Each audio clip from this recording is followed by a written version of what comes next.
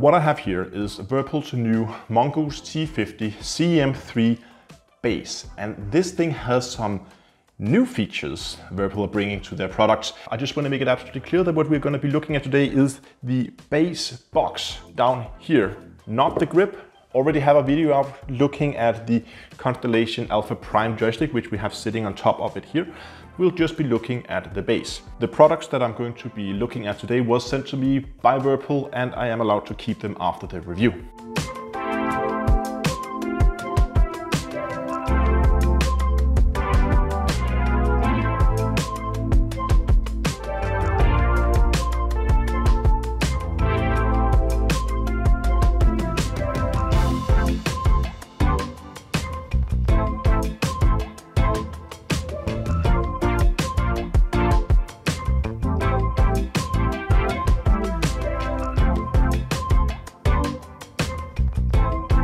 There's always been this debate between space simmers, whether you're gonna go with a dual stick or you're gonna go with a stick and throttle. The benefit of a throttle is obvious. You have a throttle lever that you can position as you see fit. So if you're going for long haul flight, if you're a space trucker, put that to max, leave it be. However, if you're using a dual stick setup, you're gonna have to sit constantly, point that forward, or you're gonna have to bind some keys somewhere that's gonna set your throttle to whatever setting you need. But it will always spring back to the center. And that's been a debate back and forth between people what they prefer, and some people even go as far to play dual sticks and a throttle in order to get both functionalities. Because obviously when you do play with a dual stick, the fact that you have a stick in your left hand as well, or a grip there, means that you also have access to the twist, you have access to the side to side for strafing, and that means in combat situations, dual stick gives you much more control over your ship compared to what you do with a throttle. And again, that's why you see people use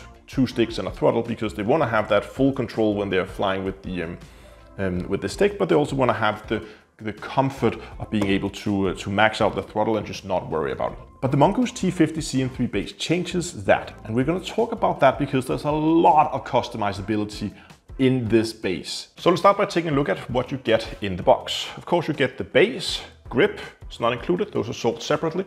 And then you get a whole host of accessories and tools, Allen keys, and springs everywhere here. So you get two sets of springs. There will of course be a set installed, that will be the medium springs. And then you get a light spring that I have here, that's easy to compress. And you have a hard spring that is difficult to compress. You can of course replace these springs. There is one spring per axis. That means there's one going forward backwards and one going side to side. But that tension can be further adjusted. We will have here on top, we will have these two covers. And if we take these rubber covers off, there will be a screw underneath or bolt. And with a tool, we can go in and you can adjust it by turning this or unscrewing this bolt down here, or this fastener. You can then pre-compress, this is pre-tensioning, you can pre-compress that spring so that it will feel more or less heavy. And that means that not only can you swap out the springs, but within the springs you can pre-compress them to a degree so that you have the feel for how heavy the stick should be exactly as you want it. You're not just limited to 2 or 3 spring options as we've seen on some of Virpil's earlier models. But the customizability does not stop there, because what you also get is, apart from a lot of Allen keys that you need to replace this, they come included, you get all of these cams. Now what these cams do is, inside the base there are small ball bearings, and these ball bearings will roll on these cams here. If you look at these different cams, you will see that they have slightly different profiles. They're slightly different shaped. And that difference in shape has a huge effect on the way the joystick feels. They have a very nice chart in the manual for this base that really highlights it very well. They have 3 of what they are called the aviation cams. The aviation cams will often have a relatively hard center. There will be a very noticeable center notch that you kind of fall into when the grip goes to its center position. And as you push the stick further away, the force that the stick pushes back towards you with increases. And that kind of simulates if you're flying in an airplane, right? That the more you push the stick, the more you deflect those control surfaces, and the more you deflect the control surfaces, the harder they become to move as you push them into the airstream. But they also have two different Cosmocams. The Cosmocams are designed for spaceships. And as you can see, they don't really change much over distance. So either you have them with a notch or you have them without a center notch. I've been trying to play with both, and I'm actually ended up going with only the one without the center notch. So the Cosmo free one, so that it runs smoothly. I can still feel the center because there is a force pushing back on the stick, and you can feel the moment that force switches from pushing it back towards the center, pushing it forward towards the center. So you can still feel where the center is, but it's a very smooth transition from one to the other, which I really like for spaceships. So not only can you change how the grip feels and how it operates and how heavy it feels and what the force profile looks like, you can tune that exactly to your liking, but it doesn't stop there. If I get that one, I found the right Allen key. So you can see we have two small openings in them here where they have kind of it looks like the meter used to turn a stove up and down. These are the controls for the dampeners. Not only can you control how heavy the stick feels, but you can also control how much dampening there is on that spring. So you can see right now, I think all of them are completely disengaged right now. Yeah, that one is. Let me just check the other one. Yes, that one is. So now they're both completely disengaged. The dampeners are not in effect, and you can see if I let go of the stick, it kind of like it wobbles back and forth. Now, I'll go ahead and I could tighten or engage these dampeners a little bit. Now look at it. Goes back and stops at the center. It does make them feel a little bit heavier than they did before, because of course you have those dampeners now clamping in on the axis as you move. So if you engaged the dampeners, you might want to have to loosen the pre-tensioner for that axis a little bit so that it doesn't feel so heavy. It's kind of a balancing act between those two where you have to sit and play around with it until you find something you like. This one is only like halfway engaged or something like that. Let me just show you what happens if I turn this up even further. There we go. Now I have a very heavy dampening on the forward and backwards axis. The side-to-side axis is still the same. This will still just center back as it always did. But the forward and backwards axis now, look at this. If I push it forward and I let go, it stays. Same thing, of course, if I push it back, it stays. So this is now functioning, function-wise, is much closer to what you get in the throttle, right? You can push this forward and wherever you let go, it stays. Same thing here. Push it forward, push it back, and it stays in that position. And this means that now I have the best of both worlds. I can have the stick move forward, stay in that position as I like, and I still have the side-to-side movements. I still have the twist, so I can have my strafe and I can have my whatever I want to put on the twist axis. All of that I can still control, but I can also use it just as if it were a throttle.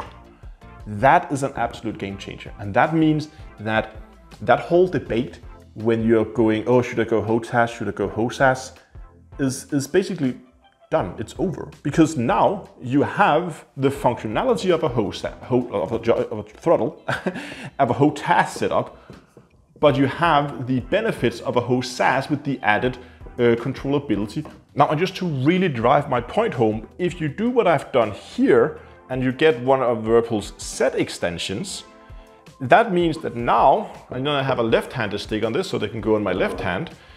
Then now I have it exactly functioning as if it were a throttle handle. I still have my side-to-side movement, I still have my twist, which I can use for strafing up and down. And it's because of that functionality that the moment this thing arrived through my front door, it was implemented into my flight setup. And I've spent about a small week-ish tuning it to exactly my liking. I found out that because the dampener, when I put this heavy dampening on, it does get heavy to move. So I ended up replacing the spring for just the forward-backwards axis with the lighter spring, and then really loosening that pre-tensioner a lot, and then adding the dampener, meaning that it will still feel light when I move it, and I can still have the functionality of it stopping in place exactly where I want it. Now, the only downside that I see with the Virpil Mongoos T50 CM3 base here is the fact that it comes with this plate by default, meaning that you're gonna have to either get, I think they have a like universal base plate you can put on it if you want to put it on a desk, because as you've been noticing through this video, whenever I move it, I would always put a hand on it so that it doesn't like move all over the table. This is intended to be desk mounted and put into a desk clamp. And this is really where it performs best. Because if we compare it, I have too much stuff on the table now, to the Warbird base that I have here, this comes with this bigger base plate, meaning that it sits nicely on the table. You can use it easily on a table. This one doesn't. But also notice here that there is a noticeable height difference of the base itself. The Warbird and the Constellation Alpha stick on here is already a very tall setup. And that means if you are putting this on a table to play with it like this, it does get quite tall. And I think that's why Virpil has not included a base plate in this version, because it would simply get too tall. If I put the stick on here, you get it up too high, you begin to strain your shoulders too much. So if you are considering getting the Mongoos T50 CM3 base, desk mounted. That's what it's intended for. That's where it performs best, so you can get it down low, below table height, and get the joysticks in a comfortable position so that you don't strain your shoulders, you don't get any like injuries from using, because it is a very, very tall base. So what do you guys think? Is this something you're interested in, or is all this control dampener, pre-tensioner, springy cam stuff a bit of a gimmick? I don't know. I like it a lot, but I'm really interested to know what you guys think. Post it in the comment section below, and while you are heading down there, I would really appreciate if you would give the video a like and subscribe to the channel on your way. Thanks a lot for watching, and until next time, I'll see you guys in space.